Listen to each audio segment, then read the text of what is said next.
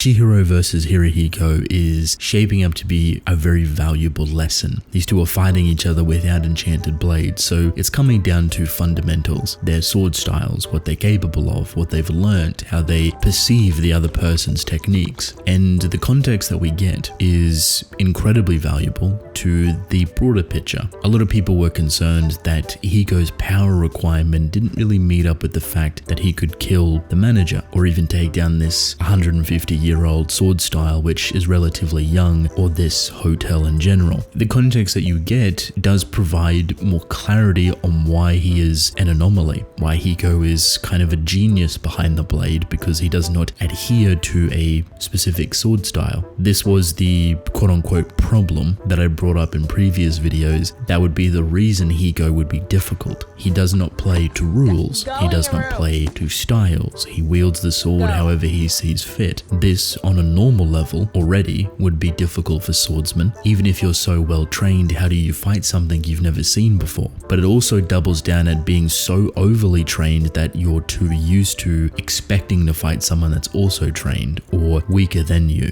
The reality is that there is a key difference between training within a sword style and mastering it compared to forging yourself through blood. And I think the distinction within Kagurabachi is becoming more and more clear. Of course, the overlap can still be there. Someone can be a trained swordsman with a very powerful sword style and a cold-hearted killer like Samura. But in the likes of Chihiro and Hiko, you're looking at individuals that aren't trained by the sword first, but secondary. They are trained through life and death. And obviously, there is a massive difference between learning a sword style to protect yourself and potentially kill others compared to the aspects of killing and surviving. I guess a way to simplify that is a swordsman potentially won't abandon his sword style to survive. Someone like Chihiro and Hiko will evolve out of their swordsmanship to do whatever means necessary to survive. And that is the key difference. That's what makes this type of story and the development towards their own powers very scary. You don't know mentally or emotionally or even physically how each character will operate within a life or death situation, if they have a sword style or not. So when you see those two things clash, Chihiro and Hiko, it's about as great as you expect it to be. These two are forming their own identity, their own styles, yet still teetering on the survival aspect. They are fighting to kill and survive, and that is the first thing that should come to mind, not how to perfectly wield their sword. In a scenario like this, being adaptable, being flexible,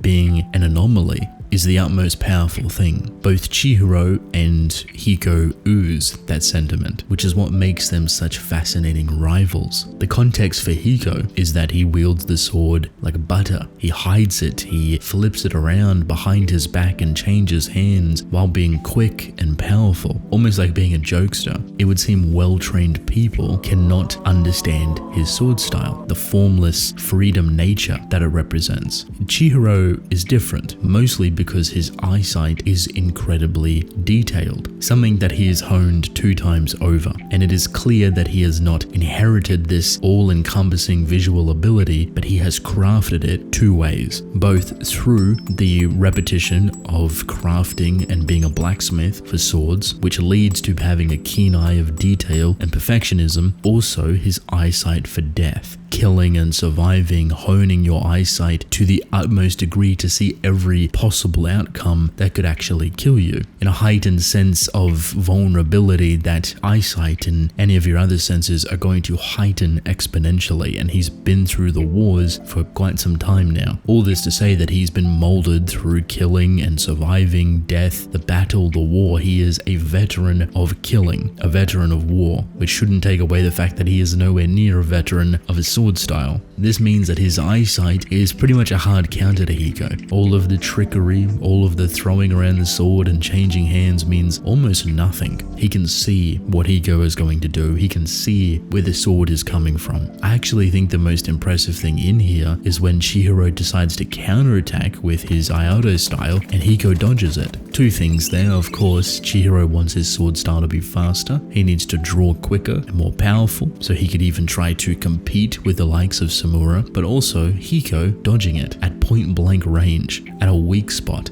Do not underestimate the ability for Hiko to adapt. This is someone that is very new to even wielding a sword, also without an enchanted blade, and I think he's going to be the scariest character in the story. His potential is through the roof. It is exponential, and we're only at the beginning. By the time he gets an enchanted blade, the merging of those abilities and how it represents through his sword style, the formless freedom nature, he's going to be a difficult opponent to deal with. It would be wise for Chihiro and even the Masumi, whoever else, to kill Hiko now before he becomes even more problematic, but I don't think that's going to happen. Deep down, I believe Hokuzono almost regrets killing off Sojo so early. It was almost like a sacrifice that needed to be made for this series to thrive and to bloom into what it is today. I love Sojo. I love what he represented. I love his introduction, and while he is a short-term villain, his identity, his aura, what he represents lives on through Hiko, and I think Hokuzono has made that very purposeful choice. The greatness that Sojo embodied is now here with Hiko, and we're seeing it bloom once again in a very beautiful counterpart to Chihiro. They can learn and grow and fight along each other very consistently, pretty much all the way to the end. They both have their personal reasons, they both have their personal vendettas. This is serious to them. It's almost poetic in nature. Hokuzono is visually very powerful. He's an author that is able to convey a lot of weight, a lot of style, a lot of substance in such a short amount of time. There's a moment in here when Chihiro and Hiko are falling within an elevator, and the single spread that you get, which is a full singular page of art, is them floating within the elevator that's falling and clashing swords. It sounds simple, but in execution, just the style of it feels really weighty and monumental to what is happening. He didn't have to do that, of course, but it adds another level to everything.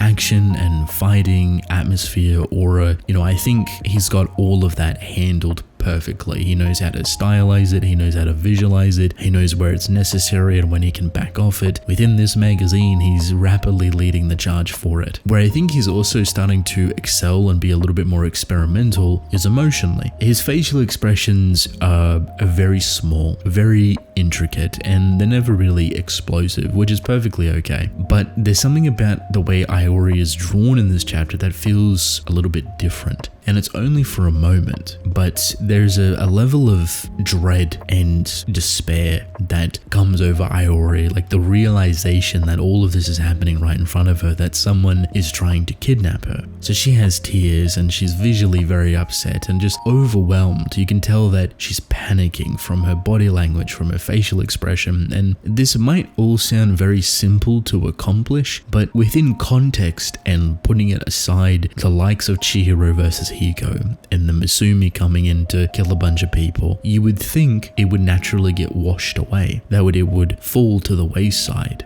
That doesn't actually happen. While she's snappy and quick to go back to herself when it comes to listening to information and talking to the Masumi ninjas about what's to happen next, I think those moments where she's vulnerable and confused and really in this state of being alone or isolated away from Chihiro, even though it's been a couple of seconds, the thought of that is horrifying and it's portrayed through her very beautifully. I don't expect a lot of moments like this from Hokuzono because they're very, very situational, but I do hope we get more of it in the future. The vulnerability in this chapter alone feels immenseful, and I think it plays a nice fiddle all the way to the end. This is something very personal to Chihiro now. He set out to protect Iori, and he needs to get back up to the roof, which is a task. He has to go through Hiko, and he has to climb up the building to deliver a key, which the key is necessary to complete the erasure of Iori's memories. Turns out, the seal is so strong that everybody else will forget about her as well. So it answers a lot of our questions. We were concerned that people knew what she looked like and they could just hunt her down again, like this whole sending her back to school thing is a little bit pointless, but this information changes that.